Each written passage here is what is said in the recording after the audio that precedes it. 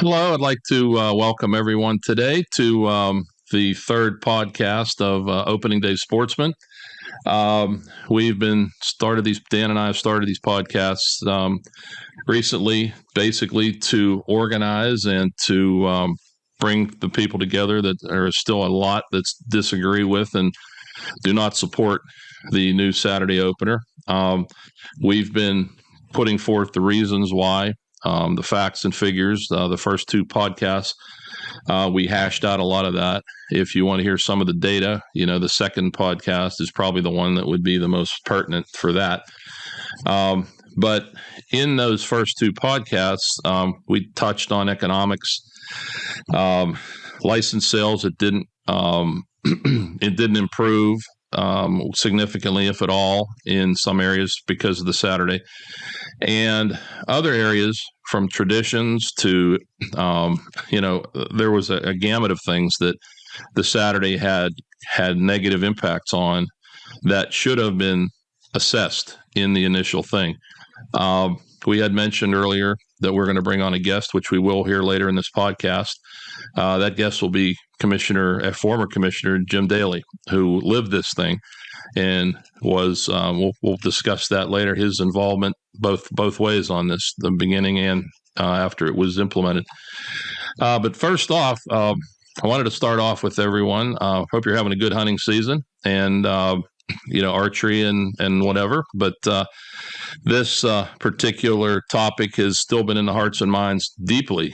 I got into an exchange just yesterday on a Facebook group, WMU2F, where a gentleman had put a post about youth hunters and missing that aspect of going to camp. And I got involved and mentioned our group here on YouTube, which is our Opening Day Sportsman podcast, and our Facebook group, which is Pennsylvania Hunters Against the Saturday Deer Opener.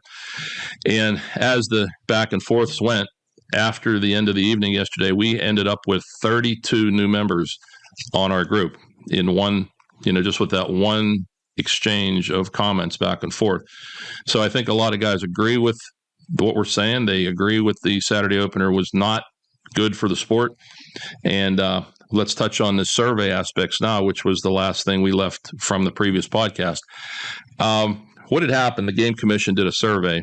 Before I begin here, I'm almost forgetting my buddy here. I want to introduce Dan Davila. Dan is my partner in this, who's been helping us along with his perspective on this as a camp owner and a business owner and so forth. Dan, welcome aboard here again today. How you doing, everybody?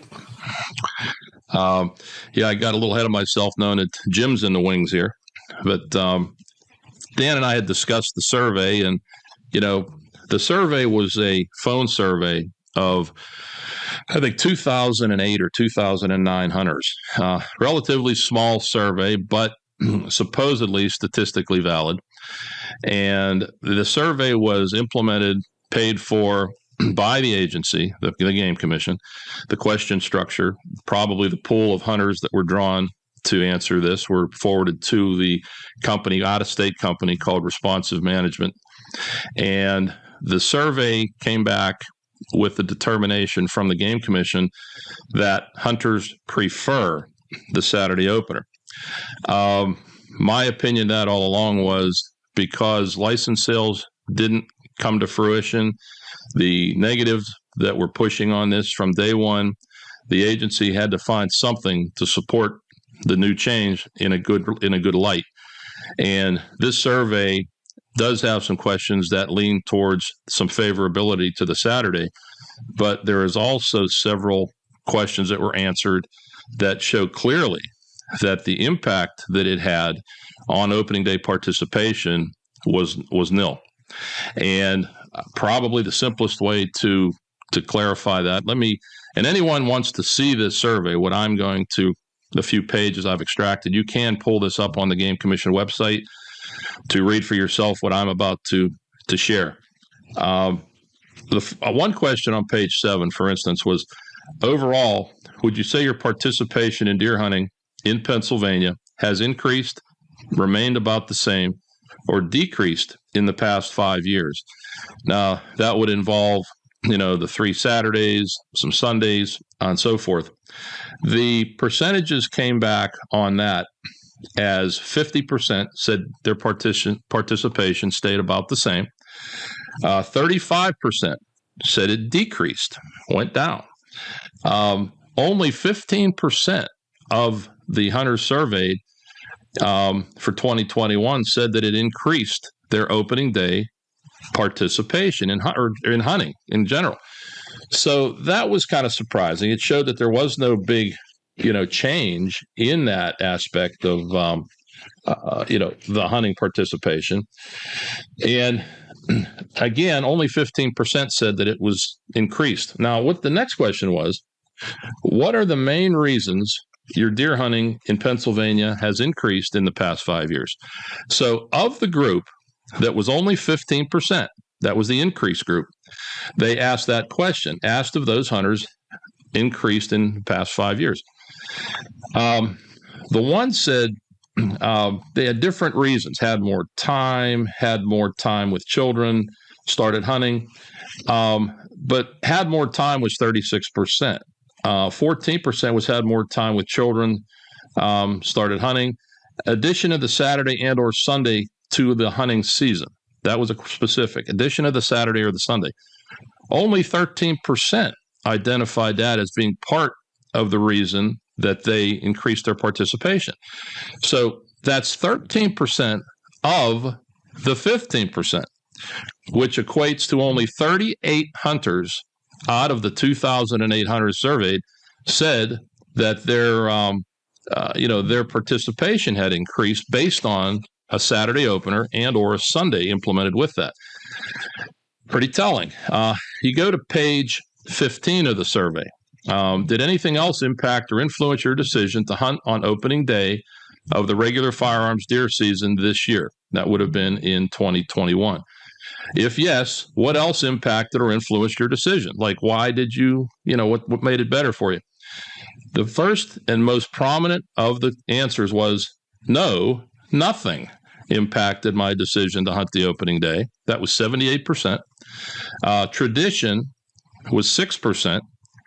Had people to go with was 3%. Had time to fit it in my schedule was 2%. Because it was on Saturday, there's the question. Because it was on Saturday, 2%. So 97% of the reasons to participate in the 2021 opener by this question, by these hunters, was other than the change to the Saturday opener. Pretty telling again. And the last page I'm going to share with you here is, did anything impact or influence your decision to hunt on opening day of the regular firearms deer season in 2020? If yes, what impacted or influenced your decision? Asked of those who hunted on opening day in 2020, of the hunters that actually hunted on opening day 2020 out of that 2008 guys. And again, nothing impacted their decision, 83%. Tradition was 7%.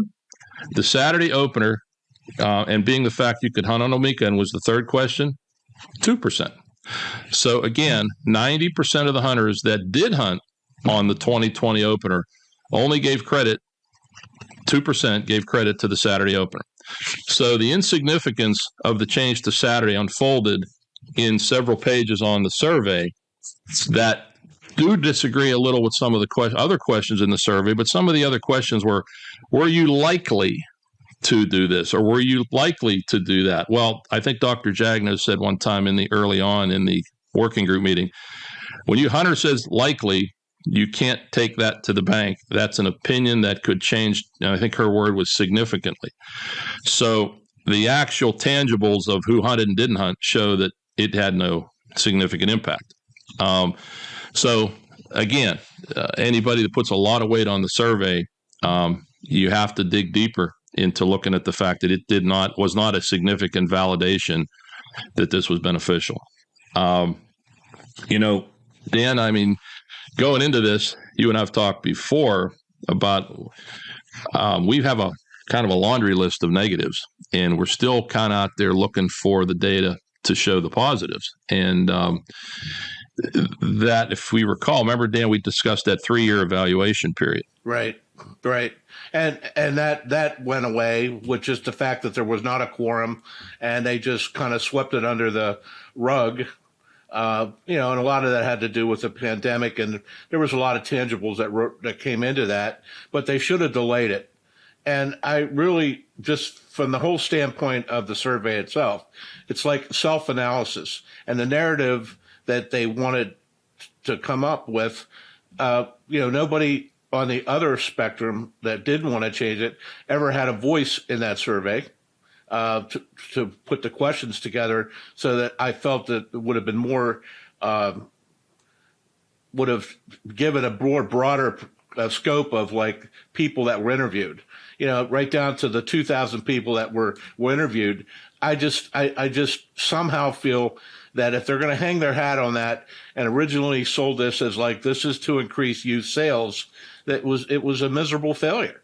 And I don't know that they could have voted on it, and at least should have tabled it like that. Yeah, we need to dig into this a little deeper. This doesn't really support our narrative. And in some cases it doesn't. You're right. And when you look at the pool of hunters that they had to draw from, that pool of hunters, there is certainly, and it's identified in the survey, traveling hunters, camp hunters and the like, were the higher percentage that didn't want to change this, tremendously higher. So depending on that pool of hunters, how many of those were not traveling hunters, were not camp hunters, and so forth, that could skew the results of this survey tremendously. If you have a higher percentage of guys that were hunting out of their house, hunting local, had no travel interests, had no family Thanksgiving concerns of traveling to a camp, that demographic in that survey group could have affected significantly one way or the other on a lot of the answers in this particular survey, even though the participation that I mentioned earlier showed that it made no difference regardless what that makeup was. It was still a significantly low. Right. And I'll bet you that Jim Daley will be able to expound upon that, really give us more of an insight of how that came about and why they did it the way they did it. And I think one of the things that I vividly remember is that, you don't make a new regulation that alienates another part of your constituents. And in the case of camp owners, I mean, we're talking about hundreds of thousands of people, I just don't see where that survey did them any justice. They had no voice. They had to just ride their lot. And most of us went along with it. Okay, let's see if it does increase youth sales. I mean, we all know that hunting, and especially with the generations that we're dealing with today, we have some unique challenges for sure. And not only that, just, now we're starting to see people come up with like, it's almost like they want to eliminate guns. And a lot of people have just started moving towards, well, I'll just bow hunt, the heck with it, and we've already heard from numerous people on our Facebook page that it has destroyed the camp culture of the grandest event that Pennsylvania has, and in the nation.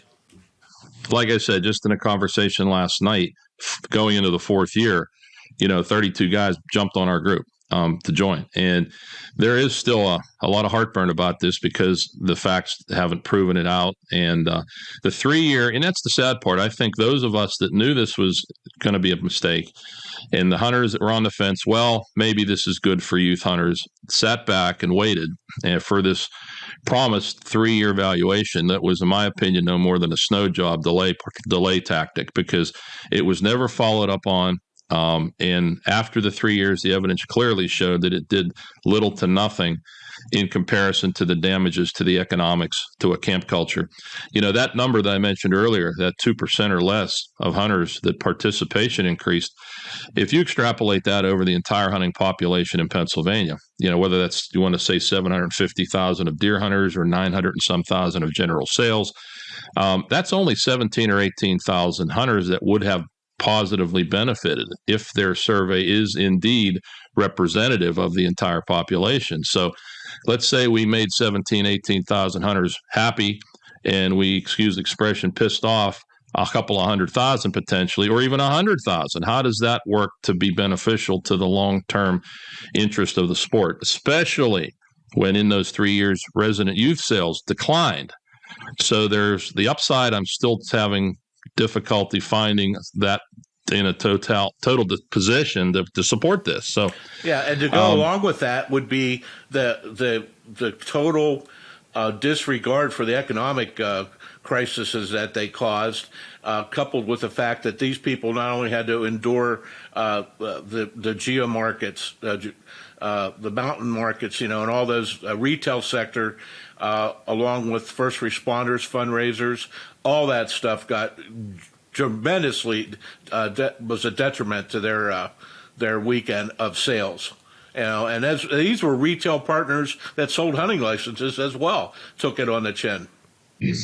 And please, everyone, go back to the second podcast. It's a 55-minute podcast, but I put a lot of this data out there, said it, showed it, so you can see where we're coming from on that.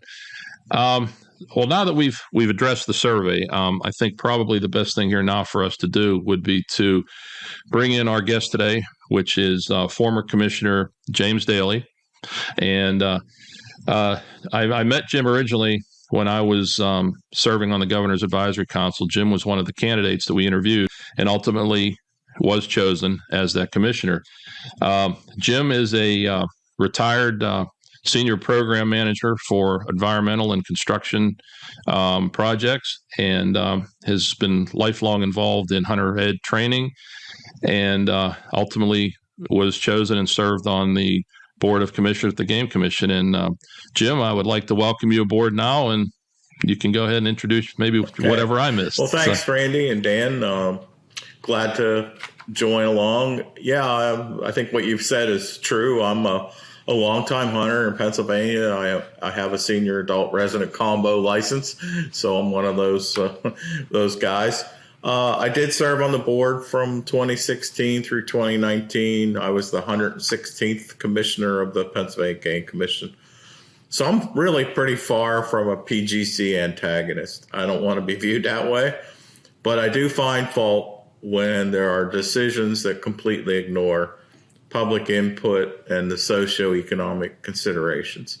I think the Game Commission has been good at understanding the biological issues that they face and making decisions on those things like seasons and bag limits, but they really don't consider the social implications nearly as well as they should. I actually was the one, Randy, that proposed the Saturday opener. And let me put that in context. So at the time, we as a board had been discussing what we call 3R, the recruitment, retention, and reactivation of hunters. And we had been struggling with how to improve those three aspects to grow and maintain hunters. So, we were actually kind of reaching out, searching for things that might make a difference. And that's when I actually laid the Saturday opener out on the table and said, could we consider it? Now, to put that in better context, the way the board works is they'll have a proposed regulation and vote on it. It goes out for public comment. Based on the public comment and the next board meeting, they will either adopt or not adopt. Well, as you could expect, we did get a lot of comments on that proposal. And the comments really were, if I recall, like 89% opposed to the Saturday opener. And as I looked at the comments, and I'm not patting myself on the back, but I was one that really, really looked at the comments we got. And I was one commissioner, maybe the only, that responded to every single email I ever received, whether directly or sent to me through the staff. So as I looked at that, it became very clear that the the impact was going to be tremendous, especially to camp owners. But what I hadn't really realized was the role that these camps play in the whole mentorship issue with youth hunters.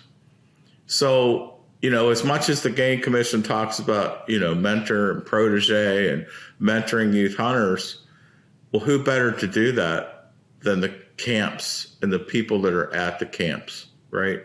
And without that, we were going to be suffering, and this whole 3R initiative wasn't going to go anywhere based on changing to a Saturday opener. In fact, it was going to cause harm.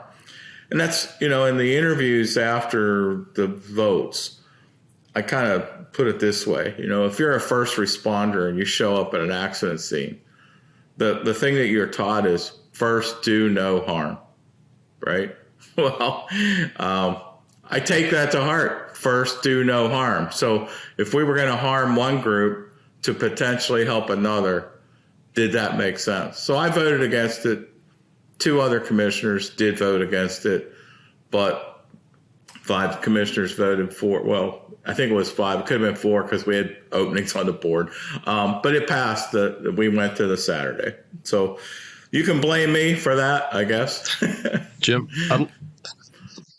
Well, Jim, I wanted to ask you a question, and I've been telling this story now for going on 4 years. And I sat through and watched the videos and still have them of the working group meetings when your PGC staff reported to the commissioners, which, correct me if I'm wrong, the commissioners are supposed to put a lot of weight in staff recommendations on a particular topic. And from what I saw presented from Dr. Jagno, it came across to me and a gentleman by the name of Derek Stoner that this was going to not be beneficial. It was not something that college kids said it was going to make a difference.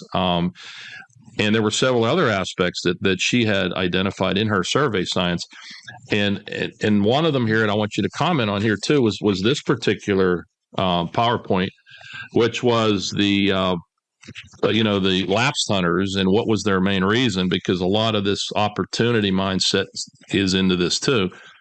And what separated the time factor from, places to hunt, not enough access, not enough game, all the other reasons were just a tenth or 2 percentage points, insignificant in itself.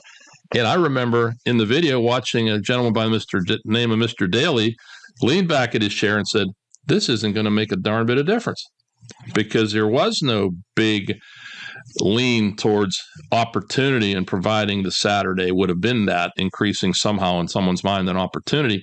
But Jim, your perspective or your thoughts on what the staff had presented in regards to whether this was the right direction to go? Well, it was clear from her presentation that there were lots and lots of reasons people said that they stopped hunting. And we've always had this opinion maybe that it was opportunity.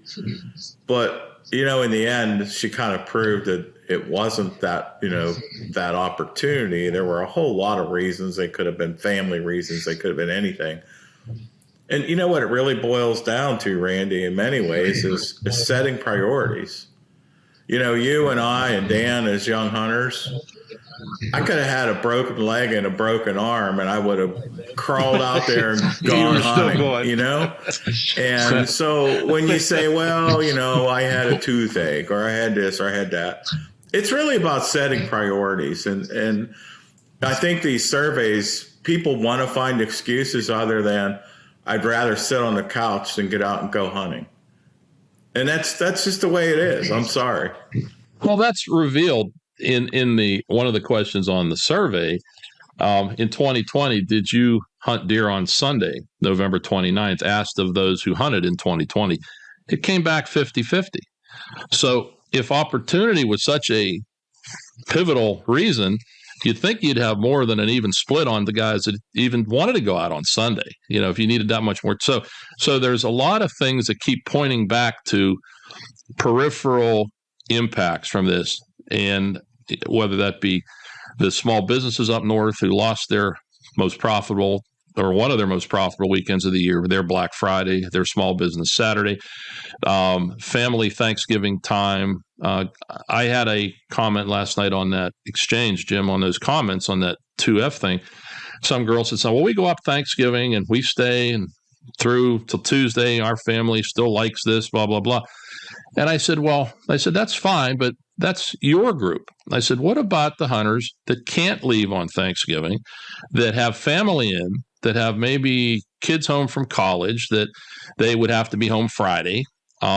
So there's a lot of other aspects that weigh into this, that the Monday opener eliminated any of those conflicts. And so you could have still done what she said she did. She could go up on Thanksgiving, Friday, Saturday, Sunday, hunt Monday, hunt, and had that. Granted, maybe you lose a day or two there, but we were talking about moving that Sunday on to the next week to bring that day back. But the overall impact of this had significant detrimental aspects to a lot more hunters than we found had increased their participation. But I thought it was very astute when you did this. You heard the data as I did. I'm involved more than the average guy regarding this. How many guys have the working group meetings recorded? I have them. But it was very clear to me when I watched the working group meetings, the comments. Hunters want to go up there Saturday to sit around and party. Commissioner Fordor, I thought that was insulting. Commissioner Layton, what's it take to open a camp? Unlock the door and turn on the lights. So when all the guys out there that have a cam quit chuckling, they'll let that one sink in. So there were comments from commissioners that knew little to nothing about 100 to 200,000 of our hunters that participate in traveling hunting, whether it's a camp or going to hotels or whatever it may be. But Jim, you can probably broaden your what should I say, retraction of your position. Maybe you can tell everybody what you did regarding contacting the other commissioners to try to let them understand what you had come to see. Well, I think, Randy, as the comments kept coming in, and prior surveys really didn't show anything that the hunters wanted to change. It was a suggestion on my part to see if it would help with 3R.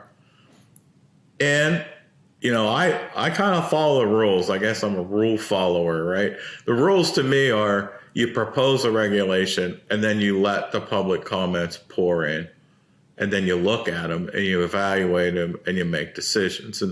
And clearly, I think not only, you like to talk about the camp guys, and I agree with that, but it's not just the camp guys. So if you think about it, and I mean, this was my own perspective. My son would come home from Texas to spend Thanksgiving, and he might not fly back till Sunday or so am I going to go out Saturday and leave him here and say, hey, it was nice that you came from Texas, but I'm going deer hunting. I mean, it's not just the camp guys. And that's the thing.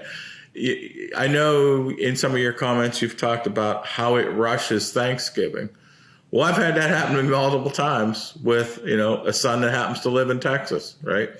And, so, as this stuff became clear and as we started seeing data about, the sporting goods stores that were going to get hurt and some of the volunteer fire companies.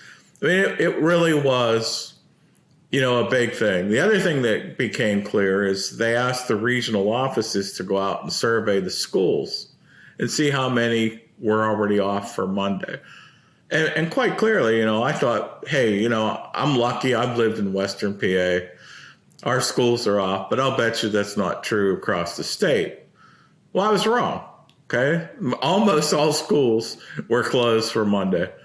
And in fact, I used to live in Butler County and it was called the Deer Widows Holiday on Monday. So they would go out and they would shop on Monday. It was great for the stores, the local stores. But so the impact was wide, Brandy. It's much wider than just camp owners. And so based on that, I asked the other commissioners like, hey, the data's coming in. This, it was my idea, but it was dumb. let's not do this. And I just could not get a majority to follow suit. Jim, how much of a role did Senator Laughlin have into this and the Sunday opener? Randy and I have touched upon the fact that this was kind of had a lot to do with the Sunday, hunting on Sunday. What's your opinion of that?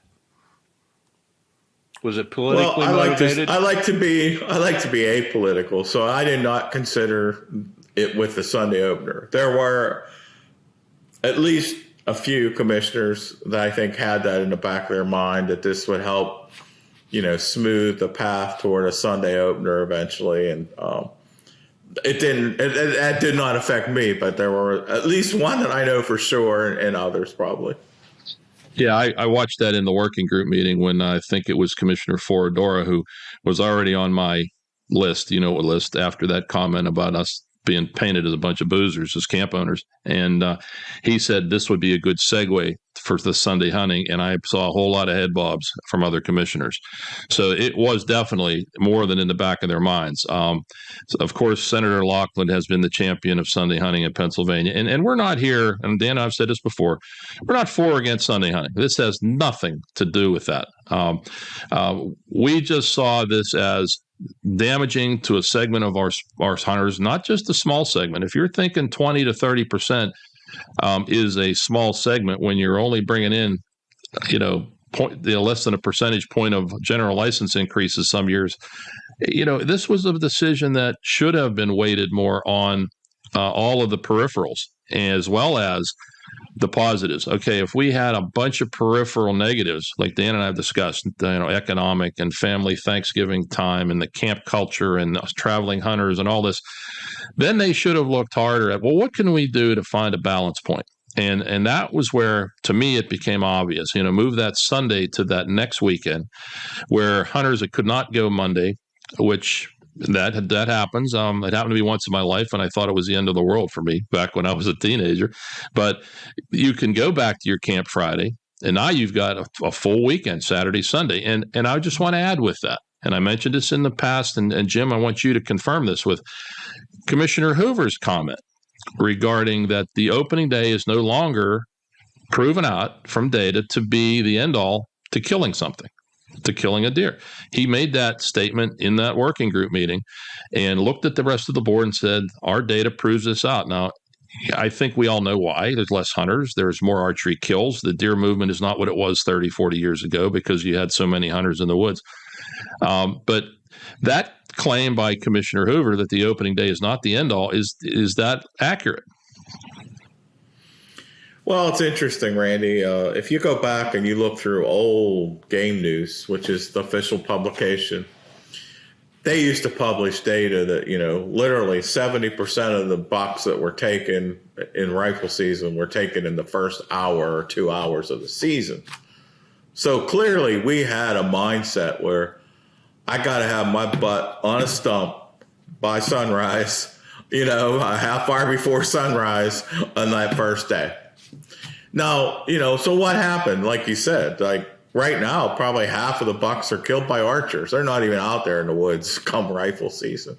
And it really, once you've tagged out, you get one buck. So those people are no longer out there in the woods, as you said. And we're seeing fewer and fewer hunters in the rifle season. So they're no longer out there. And so I think what's happened is, that first day has lost some significance.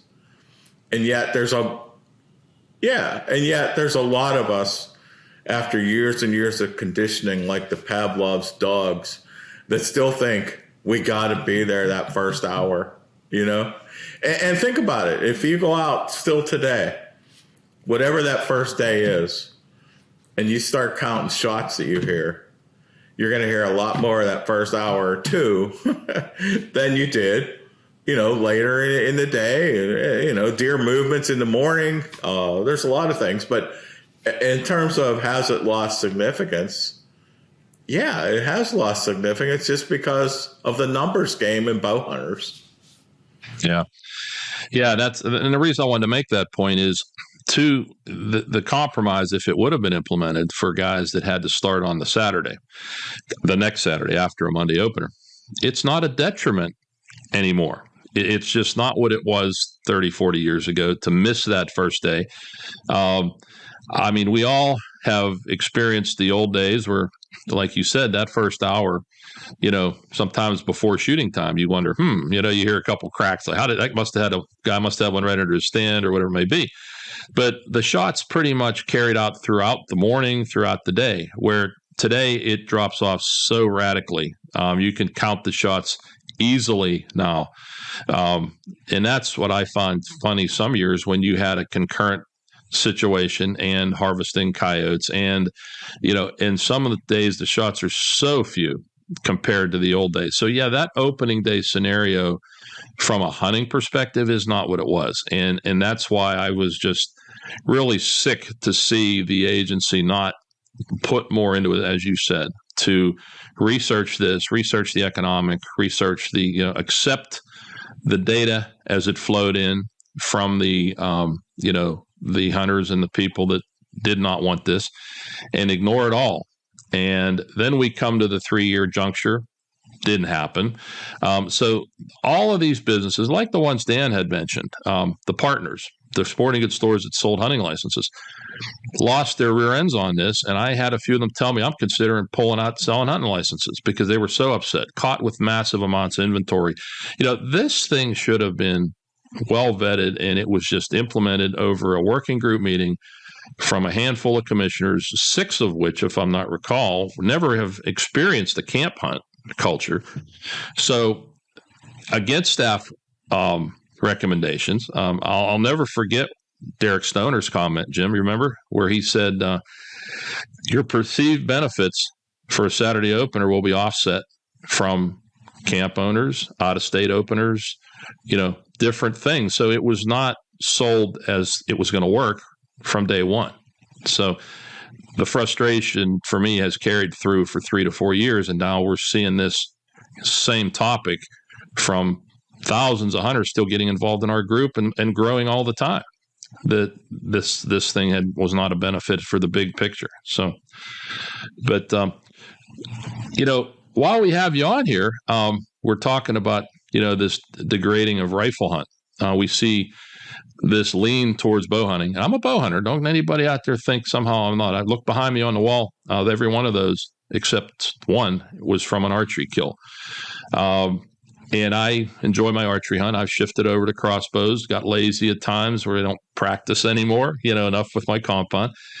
But the rifle end of things, which I saw again here this past year, I wanted to ask you about with them eliminating the fall rifle for fall turkey. I thought that had some degrading effects to a group of our hunters. And was it needed? And that's where I wanted to, I know you got involved in that after you were out as a commissioner. You still wrote back to the agency. I wonder if you could share that with us, how that data worked and what your position as you assessed it was and why this should not have happened with eliminating fall rifles. Yeah, I've looked at a lot of the data, Randy, and this decision to me in many ways paralleled what happened with the Saturday opener, where it really hurt. And if you think about it, the older hunters, the hunters with some kind of physical disabilities, the ones that just couldn't go and chase after a turkey flock and break it up like they tell you to do. Hey, that's great for these 20 and 30 somethings. It ain't so great for the 60 and 70 somethings, right? And these were the guys that use the rifles primarily. And so, here was their argument. And just it's a crazy argument because it's based on supposed effectiveness, right?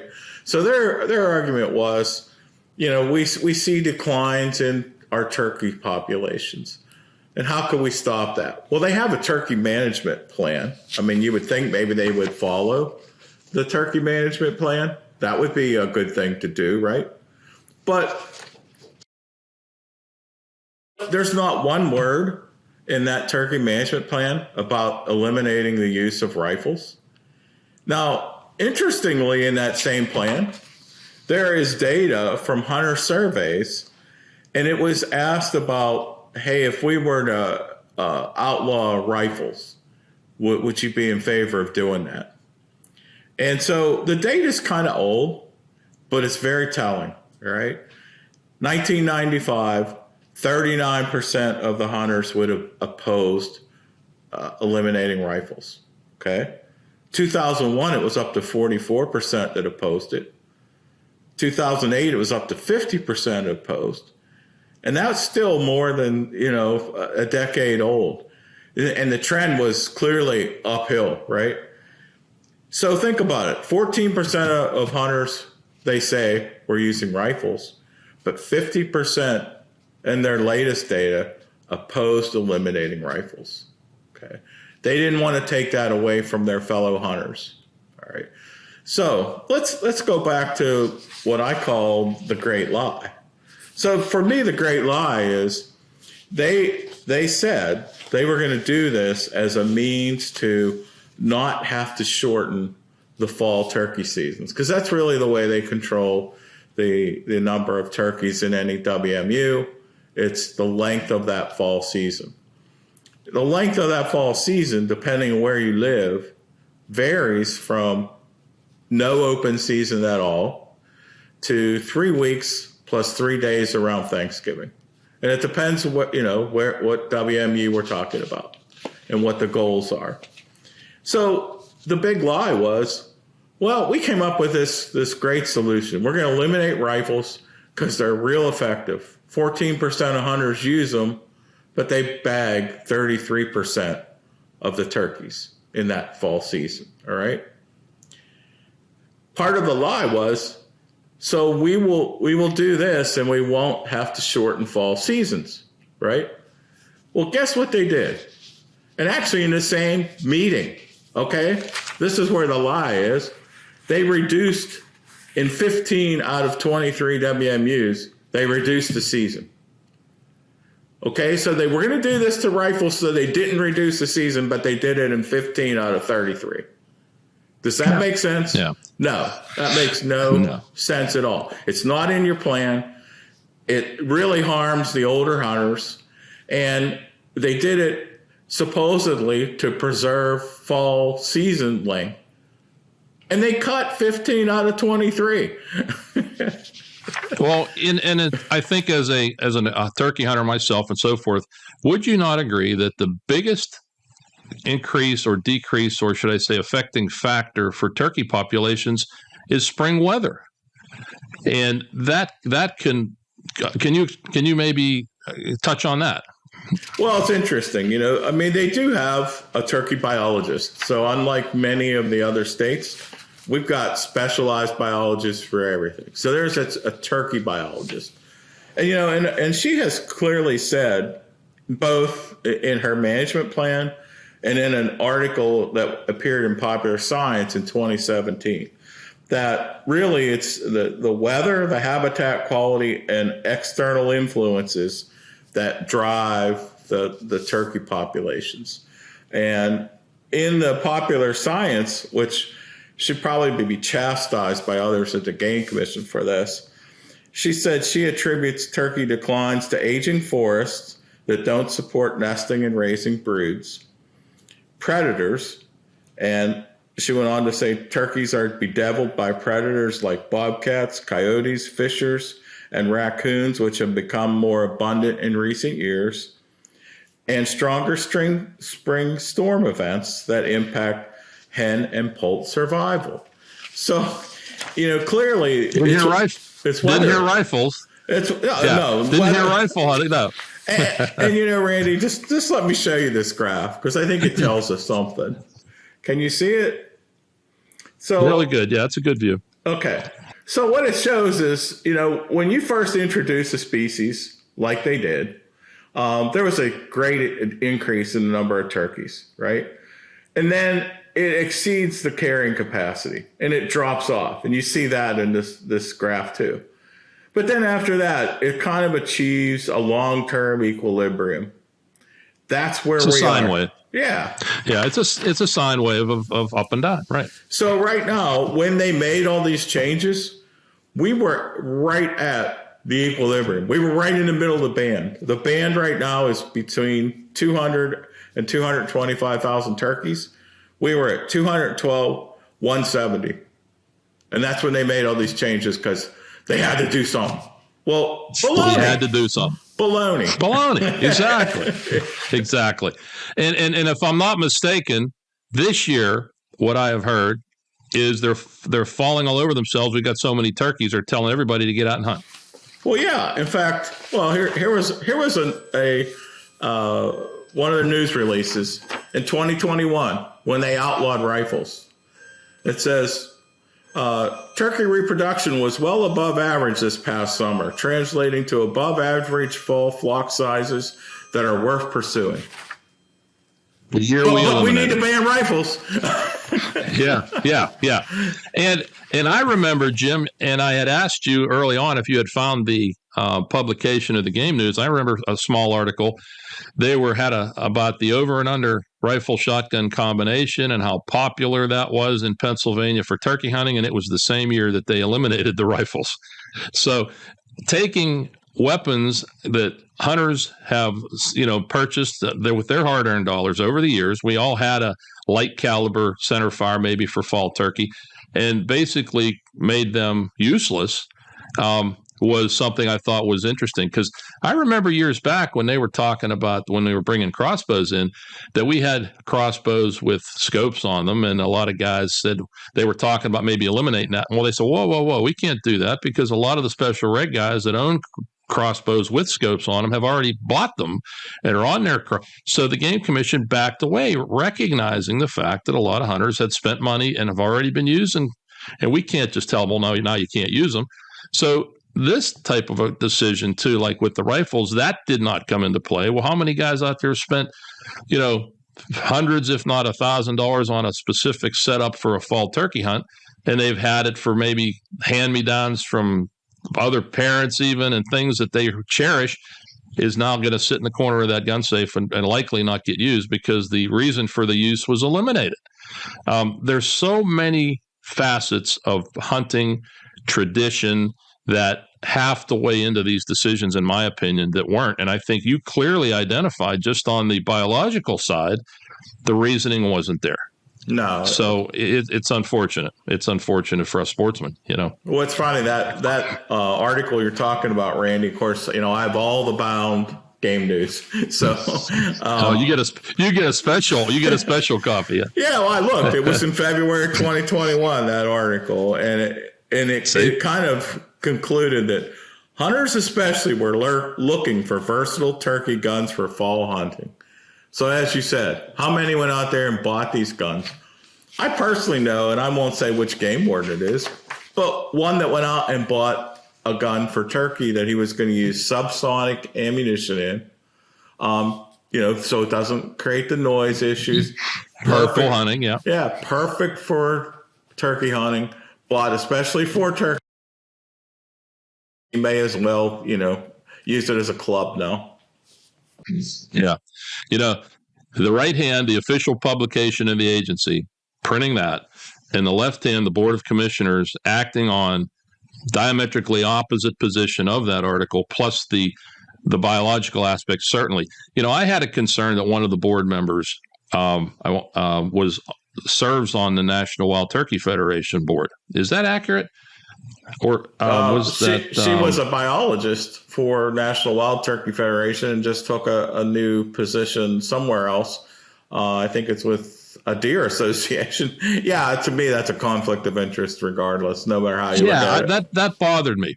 That bothered me in this decision because I'm a spring gobbler hunter too. I have, and I appreciate the hunt. I appreciate the challenge of a spring gobbler hunt, but I also appreciate the hunters that wanted to do a fall hunt for whatever their reasons being, getting them out into the woods. So be it. It wasn't going to affect me. Obviously, from the data that you just showed, would not have affected turkey numbers if it was not if that ban was not implemented. So again, an agency, in my opinion, is out of touch in a lot of ways with the traditions, with the sportsman, making decisions purely on, I call it gluttonous opportunity mindset. Everything's about opportunity, opportunity, opportunity. And we can't have opportunity without substance, without good tradition, and I think the Saturday opener has shown that. We've seen things like the whether it's in I just saw, if I'm not mistaken, the United Bowhunters petitioning to take away the Sunday Bear Day and put it into the bow season. Am I correct? Yeah, they're very effective at getting a longer and longer seasons and more days to hunt. Yeah, they've been pushing that forever. Yeah, and I'm a bow hunter, but we have to be fair with the entirety of our brotherhood of hunters. If there's a bow hunter out there who thinks he doesn't have an ample enough time to harvest something with a bow, then that's absolutely silly. The seasons have continually grow and grow and grow. Now with the crossbow that they're referring to is, what do they call them? A short range rifle. They're exceeding 500 feet per second. I don't want to hear, I like bow hunters. I'm a bow hunter, but I don't whine because maybe somebody's out there in their season with a rifle taking a fall bird or taking a deer. There's enough to go around if it's managed. But I think the key here, maybe if we come away from something with this particular podcast, is the biological aspects were not in play for the Saturday opener. And it looks to be, from what you've presented here today, Jim, the elimination of rifles in the fall should not have come into play from a biological perspective. These seem to be decisions, and where they're coming from is a little bit concerning for me as a person that I don't hate the game commission. That's not what this is about, but you got to call a spade a spade. When something is looking like there's decisions that are somehow not in the best interest of our sport, I'm not going to sit back and just say, okay, that's fine. And hopefully, appreciate you coming on today.